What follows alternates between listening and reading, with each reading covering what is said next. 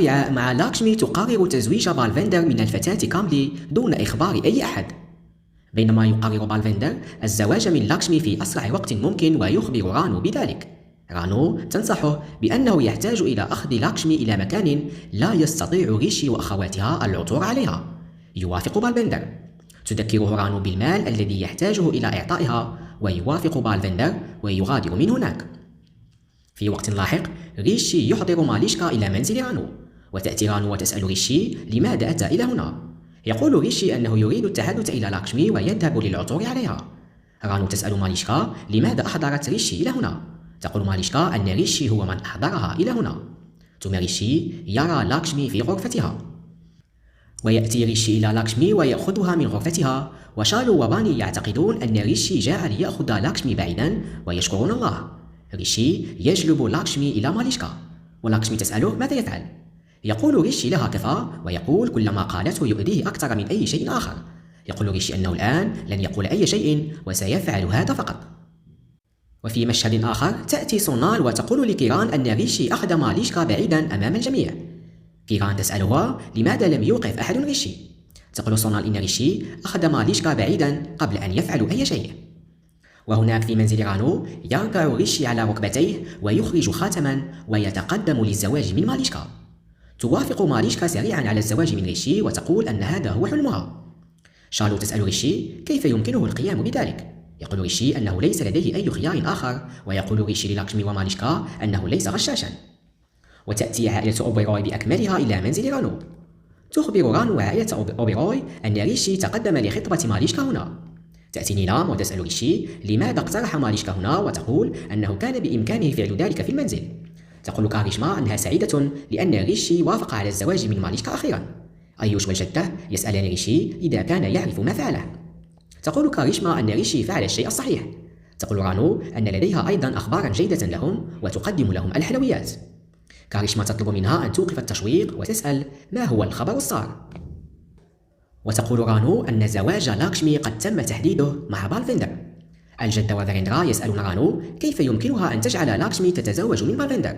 أيوش يطلب من رانو أن تترك لاكشمي إذا كانت عبئا عليها. تقول رانو إن زواج لاكشمي من بالفندر ليس قرارها ولكنه قرار لاكشمي. رانو تطلب من لاكشمي أن تخبرهم بذلك، وتعترف لاكشمي أمام الجميع بأنها اتخذت هذا القرار بالزواج من بالفندر ولا أحد أجبرها على ذلك.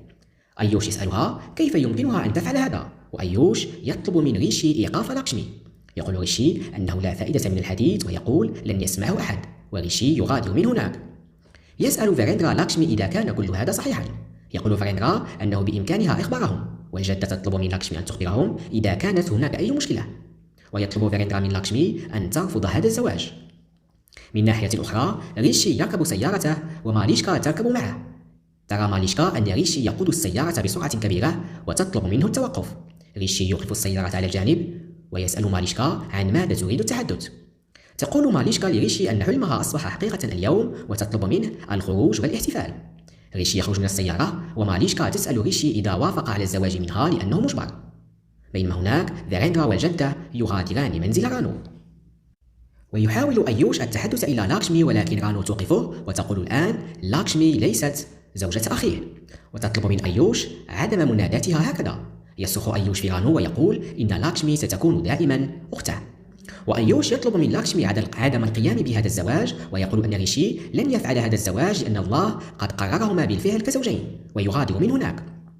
بينما ماليشكا تسأل ريشي إذا كان سيتزوجها أم لا، وتذكر ما قاله وتظهر الخاتم لريشي. يقول ريشي أنه سيتزوجها وماليشكا تعانقه.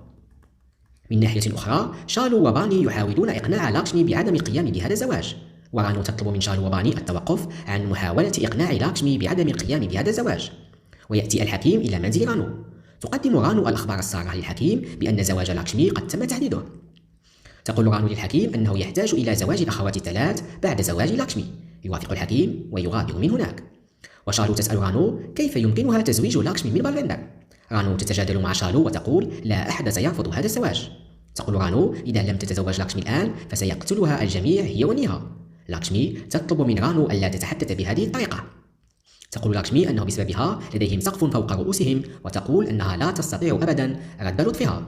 رانو تطلب من لاكشمي الموافقة على الزواج لرد الجميل لها. تسمع لاكشمي أنها تستطيع سداد لطفها فتوافق على الزواج.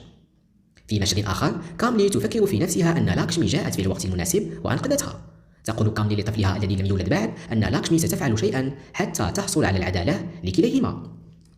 وفي وقت لاحق يفكر فيريندرا والجدة كيف يمكن أن يحدث كل هذا لأن زواج ريشي ولاكشمي قد تم بمباركة الله. تقول كاريشما أنها وجهة نظر، وتقول أن وجهة نظرها أن اثنين من أحبائها سيجتمعان معا.